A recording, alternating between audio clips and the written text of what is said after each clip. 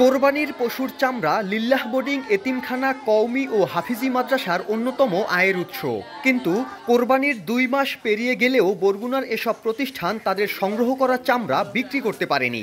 বিক্রির সুযোগ না পেয়ে বহু প্রতিষ্ঠানের চামড়ায় পচন ধরেছে। বাধ্য হয়ে তারা নামমাত্র দামে বাকিতে চামড়া বিক্রি করলেও এখনও টাকা মেলেনি। ভুক্তভোগীদের অভিযোগ, স্থানীয় প্রশাসনের আশ্বাসে কোরবানির পশুর চামড়া কিনে সর্বশান্ত হয়েছেন তারা। প্রতিষ্ঠানগুলো সচল রাখতে সরকারি সহায়তা দাবি তাদের। এখানে বিভিন্ন এতিম, এরপর অসহায় ছাত্ররা পড়ে, তো যেই বেতন দেয় এটা দ্বারা মাদ্রাসা চলে না। এখন এই কোরবানির চামড়ায় আমাদের বড় একটা আশার বাণী দেখাইয়া কিন্তু আমরা বড় একটা লোকসানের ভিতরে আছি। আমাদেরকে সরকার উৎসাহ দিয়ে, লবণ দিয়ে চামড়া সংরক্ষণের জন্য বলছে এবং আশ্বাস দিয়েছে আমরা বিক্রি করার ব্যবস্থা করে দেব, কিন্তু অবশেষে আমরা কোনোটাই তাদের কাছ থেকে পাইনি। বিগত দিনে চামড়া রাখা হইতো না, কিছু টাকা হাদিয়ে আসতো, ওই দিয়ে বোর্ডিংয়ে চলতো। আর এবছর চামড়া রাখার কারণে মাদ্রাসা লিল্লার বোর্ডিংগুলো এখন বন্ধের পথে।